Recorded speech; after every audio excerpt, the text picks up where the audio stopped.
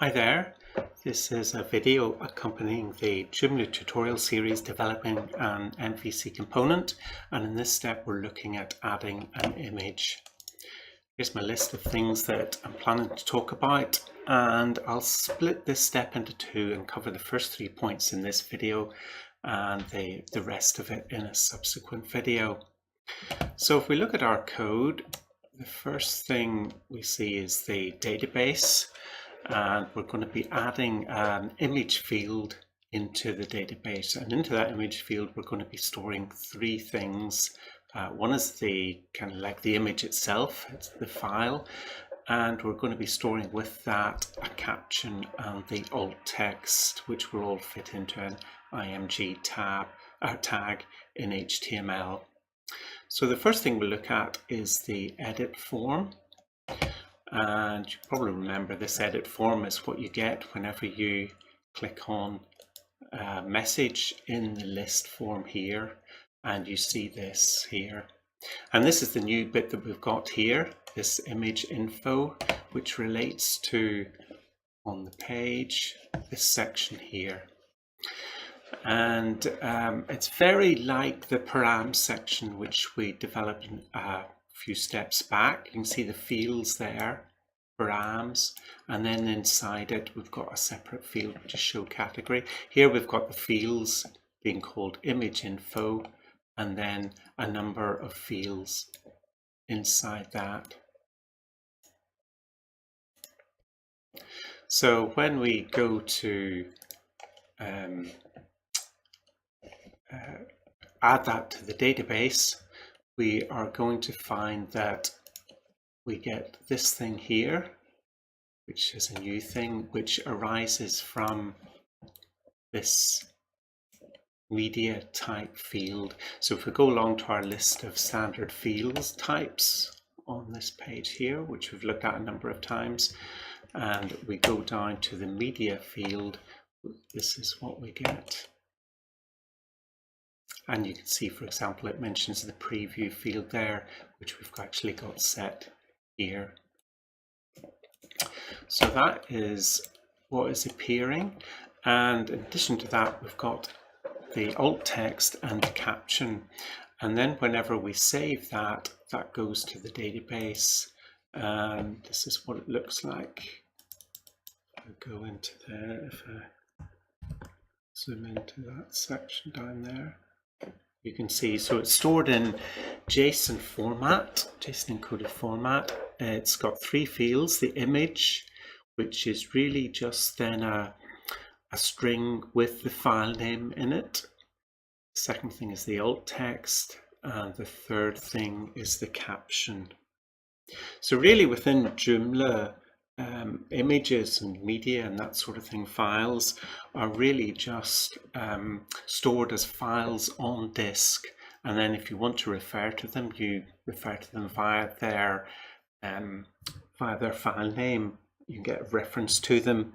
They're not stored in the database, so there's no attachment ID which is stored in the database which relates to them. They're just files on disk, and you use the name of the file to get access to them. Now the thing about this is that these are JSON encoded, and whenever we looked at the params a while ago, we found that we had to do a bit of work, because whenever we look at the form side of things, the data in the forms is passed up in a sort of like an array format, and for normal fields is fields which don't have this outside fields tag here. For normal ones we had like this, but then for the params field where we did have this fields here, it came up kind of like as a 2-dimensional array, as you can see here.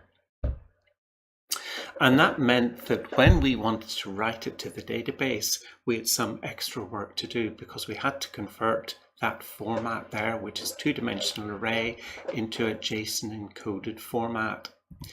And what we did was we had to convert that into a JSON string. And we did that in our bind in the database. So if we go down to bind,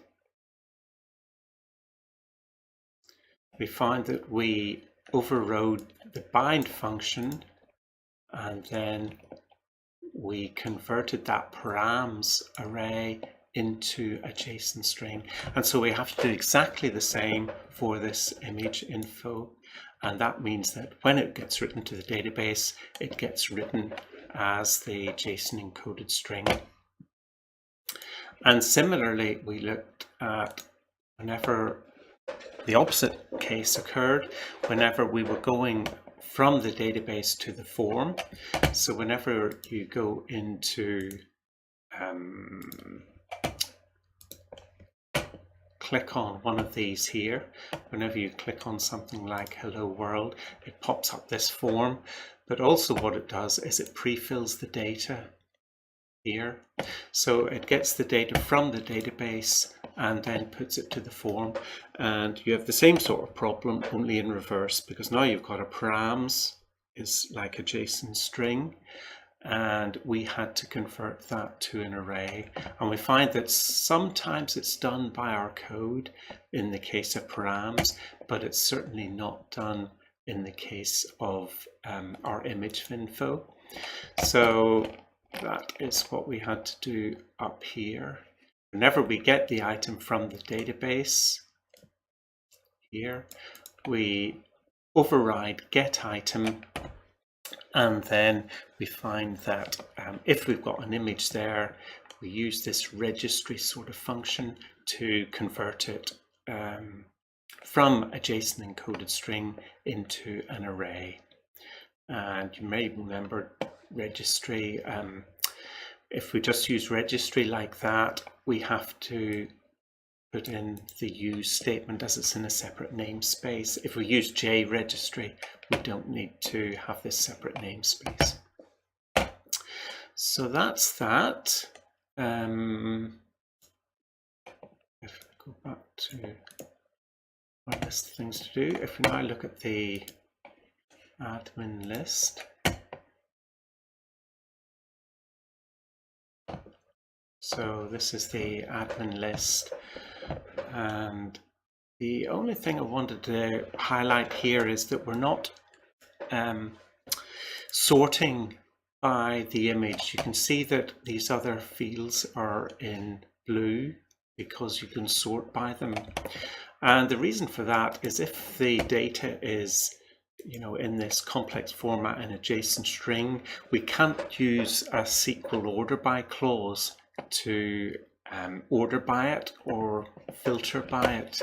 So it's worth remembering if you're kind of designing your Joomla database structure for your component.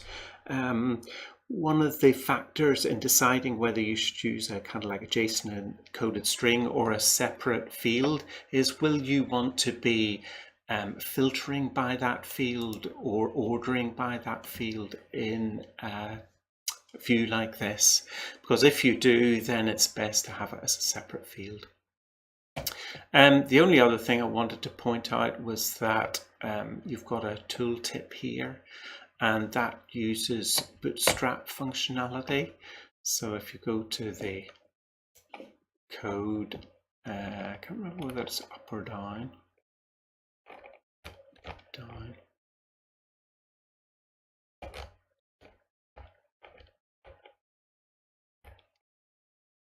Here it is, the list view.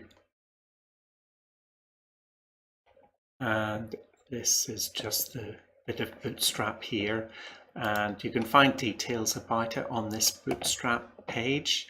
For example, if you go down, you can see the options, and HTML here is the option that allows you to put the image actually into the title field, which gets shown in the tooltip.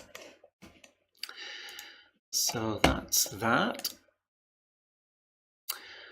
Now the next one is site form.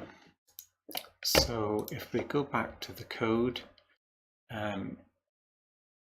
the site form has got this new field. Notice that we've also got fields on the outside and then field on the inside. And that is really because whenever we're saving the data from our front-end form is really going to be similar to the data which is in our back-end form, and we're going to be using that same bind function to convert the data from its array format from the form into the JSON format in the database table.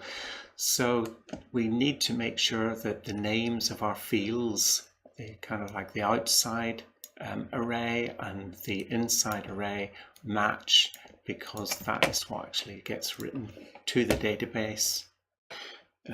As you can see here, image, alt and caption, so those are the same as what gets used in the fields here. And the new thing that we've got here is a field of type file, and again this is one of our standard form fields, and it's this one here, and if you click on that you find this file form field type. So this is the field type which actually gives us an input box of type file, which allows us to upload a file. So if I go on to this new hello world, that's this field here, which allows you to select a file. And one of the things it says here, you must set enc type is equal to multi-part form data on your form tag to enable the file to be uploaded. So let's have a look and see what is actually happening whenever we click on a file here and upload it. So we'll put on our debug tools. These are the new Firefox tools. I'm used to the old Firebug tools. So I'll just put in some fields here, and then we'll browse and we'll upload this.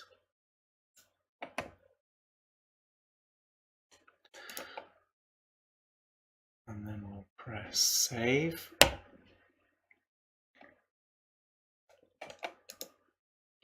And then this is the post. You can just about see that's the post that has gone up from my PC up to the server. And if we look at the params that has been sent and the payload,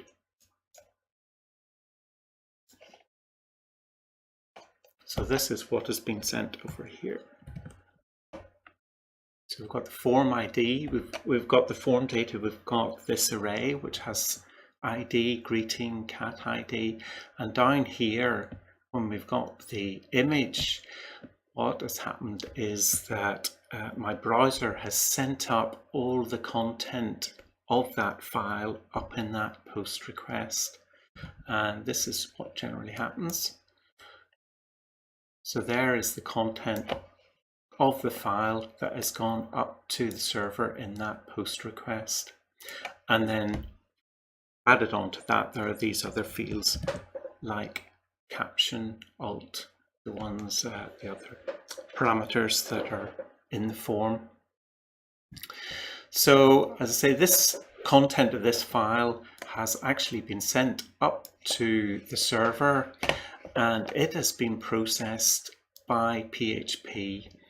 And what PHP has done is it has taken that content and it has put it into a temporary file somewhere up on the server.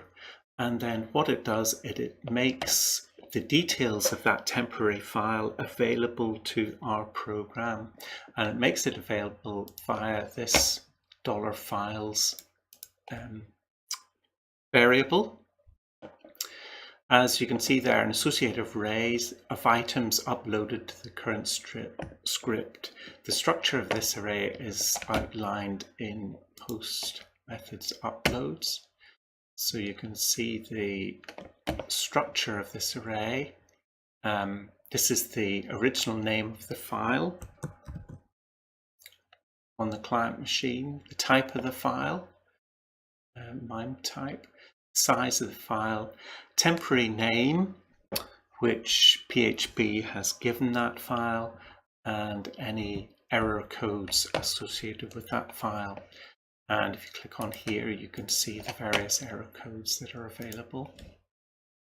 So error code 0 means file was okay, and then there's these other ones. And you can see in the controller code, there's a check for error code 4, which means there's no file. So I've actually gone into Eclipse and just uploaded a file and put a breakpoint at this point in our controller, just at the very start of where it's actually starting to handle the file. And if we look at our variables up here, we have got one variable which is called files. And if we look at it, we can see what PHP is actually put into that file. And you see, if you look in JForm, which is just the main array, you've got a name type, temp name, error, and size. And if we go down a couple of lines here on our code, we get $file here is what we've picked off from that. And if we look at $file, where has it gone? Here it is. So here is what PHP has given us. So the name is that's imgboot.png, which is a little PNG file which I had on my disk there. Type image/PNG. The temp name is where PHP has put that file, and it will put it in a directory which is defined in its php.ini file. Error 0 and size, that's how many bytes are in this file.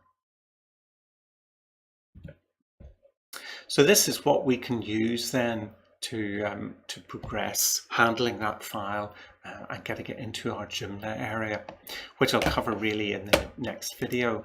But the only other thing I wanted to go through was some of the parameters which are associated with this, because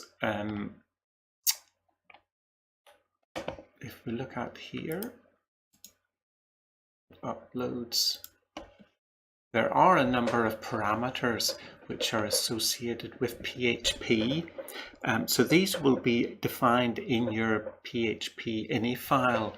So for example, this post max size will be the total amount of data that can go up in that post message. So if you try to upload a file which is bigger than that post max size,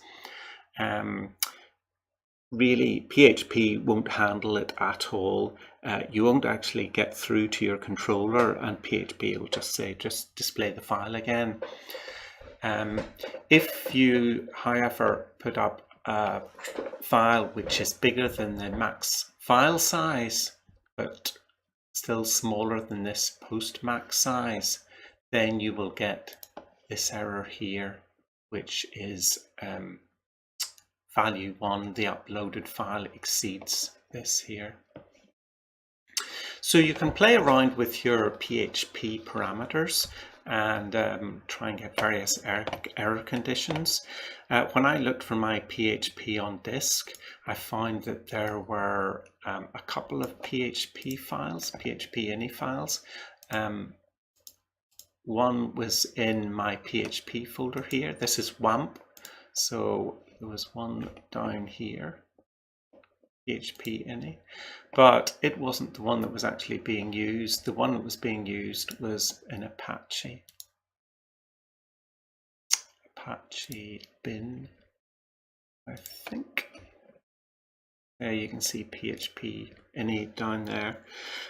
So if you're in any doubt about which is actually being used, what you can easily do is write a little program, and I just put this in my PHP folder, just index.php, and all I did in that was really just put out PHP info, so I can change things in my php.ini file, and then just go on to here, localhost php /index.php. It will just put out my PHP info, so in that way I can work out which of the PHP files it's actually processing. Okay, I think that's all I'm planning to talk about in this video. So the next time we'll look really a bit more at that controller code and take a look through that like a walkthrough. Thanks for watching. Bye.